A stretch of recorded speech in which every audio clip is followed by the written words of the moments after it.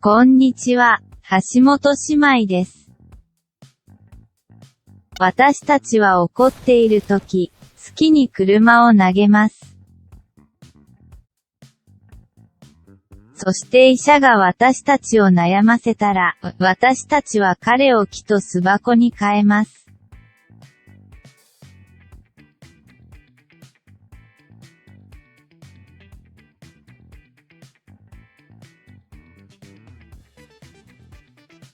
Hey, welcome to our scene on Hashimoto Thyroiditis, represented by these two sisters over here, whose names are Hashimoto. So they're going to remind us of Hashimoto Thyroiditis. So Hashimoto Thyroiditis is an autoimmune disorder, and as these girls mentioned, in their anger, they made this this car smash into the moon, because that's what they do when they're annoyed. If you take a look, they're touching their thyroid over here. But their thyroid is not a normal thyroid, it's actually a hippo. Their thyroids are hippos.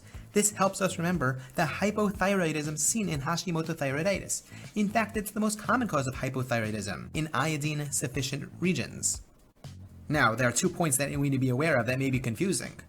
Even though there's a hypothyroidism, the thyroid's going to be moderately enlarged, but it's not going to be tender. It doesn't hurt them. And the second point we want to be aware of, well, let's take a look over here. They used to have this type of thyroid, this hyperthyroid. It's a hyperthyroid. In Hashimoto thyroiditis, the hypothyroidism is sometimes preceded by a hyperthyroid. And this is early in the course. This is due to the thyrotoxicosis during follicular rupture. Okay, what are they standing on over here?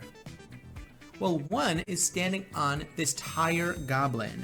The thyroglobulin, that's going to remind us of the anti-thyroglobulin antibodies associated with Hashimoto thyroiditis. And the other one is standing on the pair of ox for peroxidase, anti-thyroid peroxidase. Anti-thyroglobulin and anti-thyroid peroxidase antibodies are highly associated with Hashimoto thyroiditis. Again, these ladies in their anger turned this doctor who was trying to help them out into this tree. His head turned into a tree with a hive, and they called him the Dr. Tree Hive. Dr. Tree Hive is going to help us remember a really high old fact. Dr. Tree for DR3 and Dr. Hive for DR5. Hashimoto thyroiditis is associated with the HLA subtypes DR3 and DR5.